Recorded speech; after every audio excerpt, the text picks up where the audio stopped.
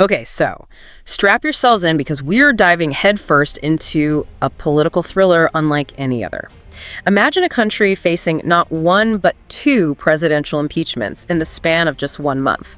That's exactly what's going down right now in South Korea, December 2024. You're probably thinking, how did it even get to this point? That's what we're here to find out. We've got a whole stack of sources, news articles, political analysis, you name it, all painting a picture of a nation teetering on the edge. And what we're going to do is break it all down. The key players, the chain of events, but most importantly, what this means for the future of South Korea.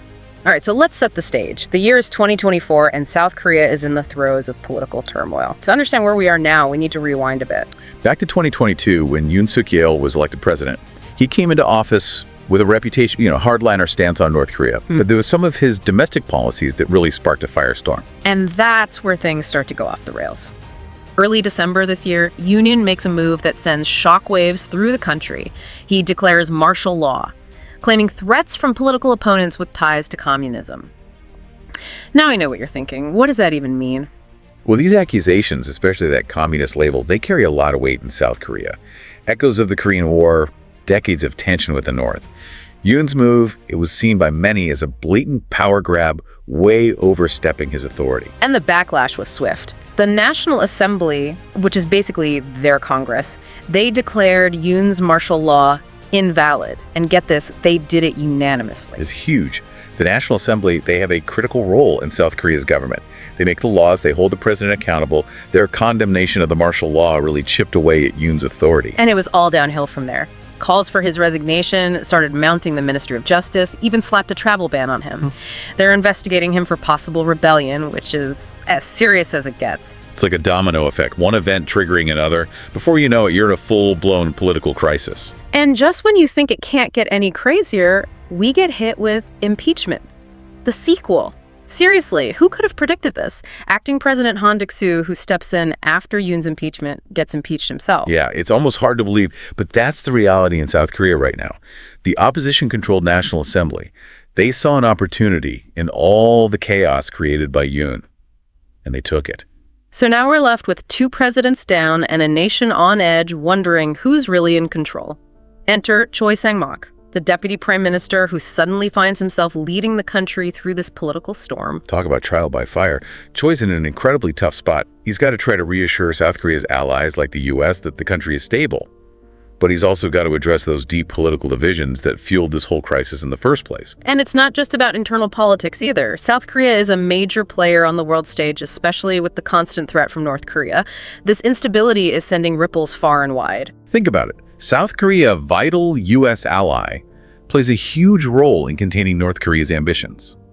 Any sign of weakness could embolden the North and throw the whole region into turmoil. That's a crucial point. It's not just South Korea's future hanging in the balance here. The whole world is watching and waiting to see what happens next. Now, I know what you're thinking. How did South Korea get here? Well, to understand that, we need to take a closer look at Yoon Suk-yeol and his actions. Yoon came into office with a very clear agenda. Tough stance on North Korea, stronger ties with the U.S. But domestically, some of his policies, they proved to be extremely divisive, even among members of his own party. So he wasn't exactly winning any popularity contests even before the whole martial law incident? Not really, no. Yoon was criticized for his handling of the economy. And there were concerns about his, authoritarian tendencies. Some people saw him as trying to consolidate power, silence dissent. And that's where the whole communist accusation comes in, right? Yeah. Straight out of the Cold War playbook. A way to discredit your opponents by associating them with a feared enemy. You hit the nail on the head. By labeling his political rivals as communists, Yoon was trying to frame them as a threat to national security. It was a way to justify his actions and tighten his grip on power. So it wasn't just about the policies themselves, it was about how he was going about implementing them, the way he was treating his opponents. That's a key piece of this puzzle. Yoon's leadership style, it was as much of a problem as the actual policies. Too aggressive, too unwilling to compromise, too quick to resort to extreme measures. Okay, so we've got this background on Yoon, his divisive policies, but how did this all culminate in his decision to declare martial law? What was he hoping to achieve, and why did it backfire so spectacularly? Well, that's where things get really interesting. You see, Yoon's declaration of martial law, it was a huge gamble and it backfired spectacular. He really underestimated the public's reaction and the National Assembly's determination to push back. They saw it for what it was, an abuse of power. And you have to remember, South Korea has a history of authoritarian rule. So when you hear words like martial law, it sets off alarm bells for a lot of people. It brings back memories of a time when democratic freedoms were non-existent. Right, it tapped into a deep-seated fear in South Korean society. It was seen as a step backwards, a threat to the hard-won progress they'd made towards democracy. And that's why the National Assembly acted so swiftly and decisively to overturn it. So we've got this perfect storm brewing: Yoon's unpopular policies, his abrasive leadership style, and then this incredibly controversial decision to declare martial law. It's no wonder things spun out of control. It's a classic case of a leader overplaying his hand. Yoon seems to believe that he could use this fear of communism, this idea of national security, to justify his actions. But the South Korean people and their elected representatives, they weren't buying it. And then we have the second impeachment. It's almost hard to keep up with all the twists and turns in this story. How did acting President Han Duck-soo end up facing the same fate as Yoon? Well, Han was in a tough spot from the get-go. He was seen as a close ally of Yoon, and he inherited a government that was already deeply divided and in the middle of a crisis of legitimacy. So he was kind of guilty by association. You could say that. The opposition saw Han as an extension of Yoon's administration. They weren't willing to give him a chance to prove himself. They argued he was tainted by his connection to Yoon's controversial policies, and that he couldn't be trusted to lead the country out of this mess. But it wasn't just about his ties to Yoon, was it? Didn't Han also make some missteps that contributed to his downfall? Oh, absolutely. Han struggled to distance himself from Yoon's policies, and he made some blunders that further alienated the opposition and the public. He was criticized for his handling of the economic fallout from the political crisis, and he failed to really articulate a clear vision for how he would move the country forward. So it sounds like he was caught between a rock and a hard place. On the one hand, he was trying to maintain some continuity with Yoon's administration, but on the other hand, he needed to find a way to break free from the baggage of Yoon's unpopularity, and he just couldn't strike that balance. Exactly. Han was walking a tightrope and he fell.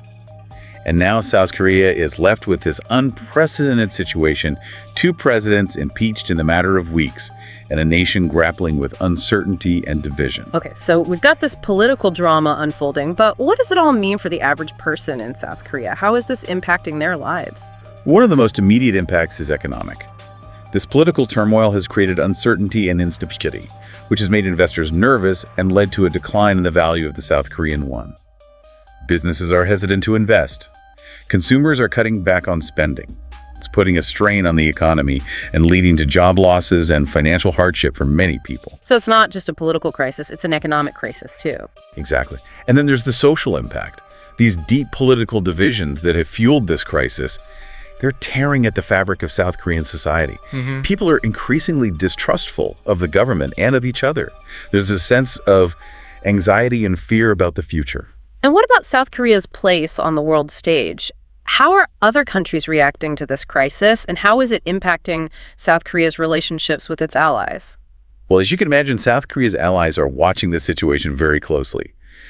The U.S. in particular is concerned about the stability of the region and the potential for North Korea to take advantage of this situation. Which brings us to the big question: what happens now? Well, a lot depends on the Constitutional Court. They're the ones who will ultimately decide whether to uphold or overturn the impeachments of Yoon and Han.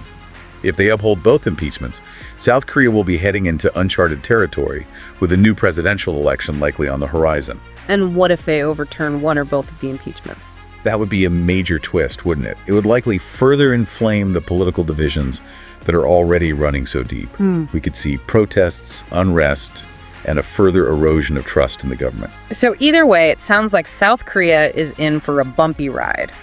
What are some of the key challenges that the country will face in the coming months and years, regardless of what happens with the Constitutional Court?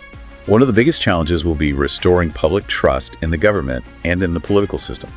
That's going to require addressing the root causes of this crisis: the deep political divisions, the perception of corruption, the lack of transparency and accountability. And then there's the economic challenge. Right. The new leadership will need to find a way to stabilize the economy, restore investor confidence, create jobs. This will require some tough decisions, and it won't be easy. And all of this is happening against the backdrop of a growing threat from North Korea. Exactly. North Korea is watching all of this very closely, and they're likely looking for opportunities to exploit the situation. South Korea will need to maintain a strong defense posture and work closely with its allies to deter any aggression from the North. So it's a complex and challenging situation with no easy answers. But one thing is clear. South Korea's future is at a crossroads. And the decisions that are made in the coming months and years will have a profound impact, not just on South Korea, but on the entire region. It's like we've lived through years of political drama in the span of a single episode. You've got to be wondering, what does this roller coaster ride mean for the future of South Korea? It is the pivotal moment. This crisis could actually be a turning point for South Korean democracy, almost like a stress test, for their institutions and for the public's commitment to democratic values. So you're saying all this chaos could actually make South Korea stronger in the long run? It's possible. Crises often force societies to confront their weaknesses and adapt. This could be an opportunity for South Korea to tackle some deep-rooted problems like political polarization, corruption, the influence of the cabals. Those massive family-run conglomerates that dominate the economy. Exactly. But couldn't this just as easily lead to even more division, more instability, a weakening of democratic norms? That's the flip side, right? Okay. If a political system can't deliver solutions and restore public trust, it could create an opening for authoritarianism, maybe even military intervention. So it's a crossroads. Which path South Korea takes really depends on the choices that its leaders and its citizens make in the coming weeks, months, years. Absolutely. And that's what makes this situation so fascinating to analyze. It's not just a local story. It has implications for the global balance of power, for regional stability, for the future of democracy itself. What stands out to you as the most crucial factor that will determine which path South Korea takes? I'd say leadership. Can Choi Sang-mok, or whoever ends up leading the country, can they rise to the occasion?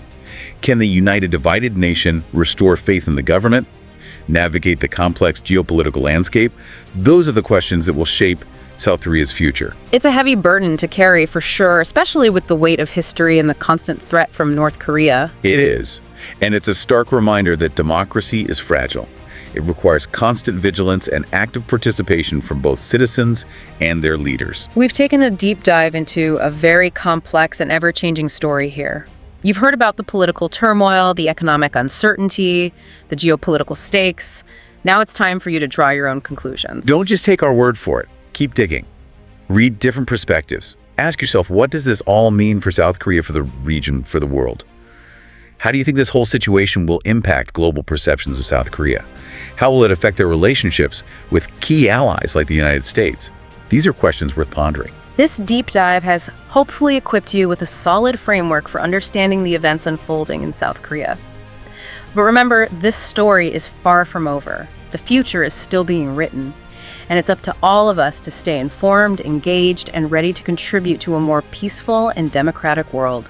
Keep those critical thinking skills sharp and that curiosity burning. There's a whole world out there waiting to be explored and understood.